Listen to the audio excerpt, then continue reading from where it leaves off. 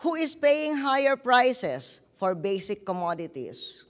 We are aware of the pressures your families back home face from inflation. Prior to the global economic crisis, our inflation in the Philippines was only 2.8%, and then it went up to 12%, but thank goodness it's going down again. Nonetheless, it's still not back to 2.8%. So we know that your relatives back home are as concerned as you are here about job security, and they are as concerned as you are here about the buying power of wages and the remittances that you send them. We are concerned as well. That is why we are working hard to keep the prices of rice, food, and fuel down and to increase the number of jobs through investments. In a time of global tensions and economic uncertainty, the U.S. and the Philippines remain steadfast allies and friends. The Philippines will continue to be friends and allies with the administration of President-elect Obama, just as we have under President Bush. Before the election, I received a letter from Senator Obama which reassured us of a strong U.S.-Philippine relation. In his letter, he acknowledged the long history and alliance that has bound our two countries together for decades. He recalled that we fought together against fascism in World War II and stood up successfully against a common adversary during the Cold War. And that today, we find ourselves shoulder to shoulder in a common struggle against terrorism and extremism. And he enumerated several issues that are of mutual concern to us: climate change, food security, poverty reduction, the future of ASEAN, human rights in Burma, and defense reform. So these are issues that he recognizes as the Philippines and the U.S. sharing common interests, just as we share a common faith in democracy. And now that is Veterans Day, I should also recall that when I spoke with him last June, Senator Obama expressed his support for veterans' equity.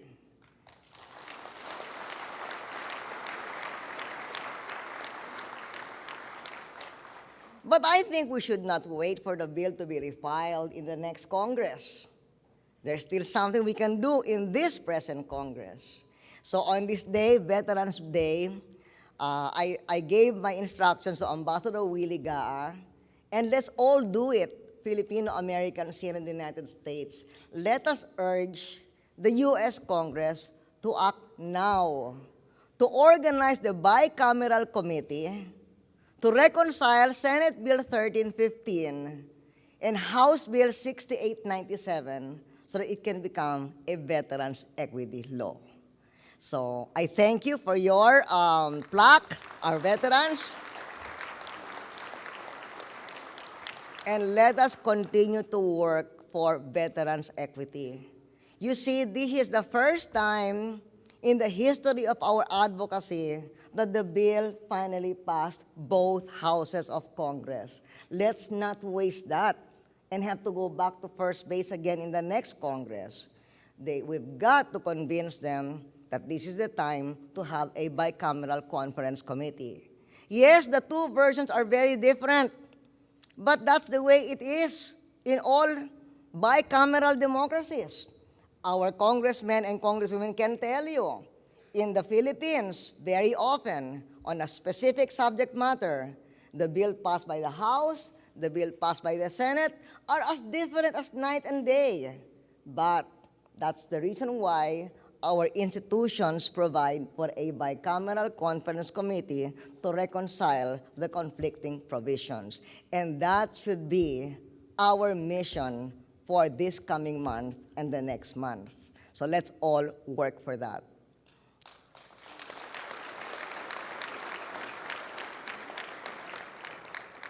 Senator Obama also proudly made special mention of you, his Filipino-American constituents.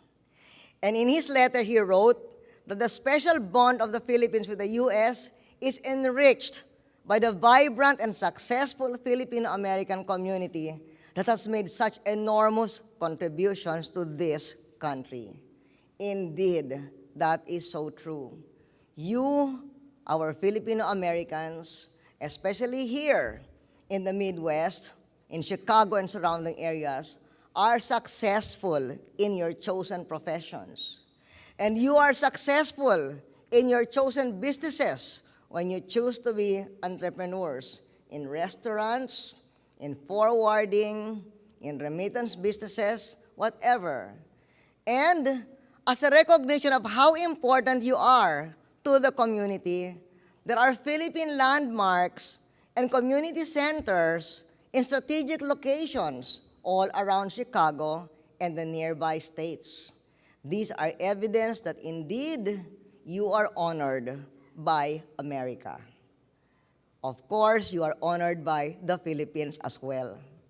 Our overseas Filipinos are honored by our government and our people for your sacrifice and dedication to your work, your family, and your nation.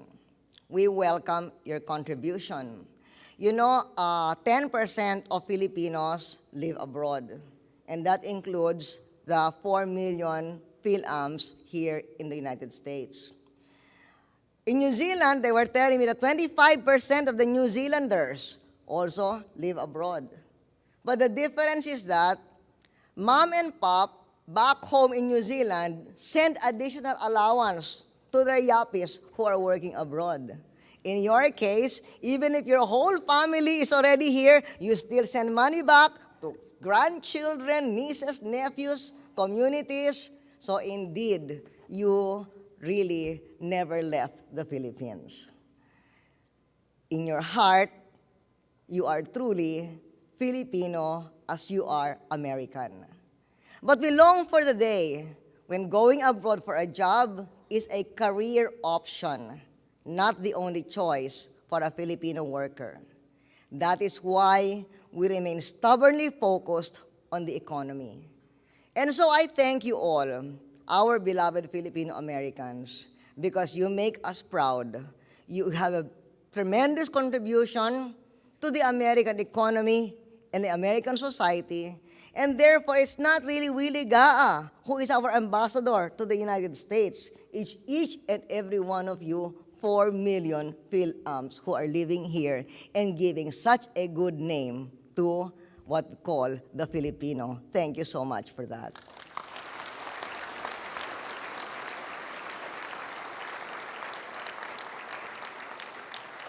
So in conclusion, sa inyong malasakit sa trabaho, sa pamilya at sa bayan, at sa inyong kontribusyon sa ating ekonomiya, maraming salamat at mabuhay ang Filipino-American. Maraming salamat sa inyong lahat.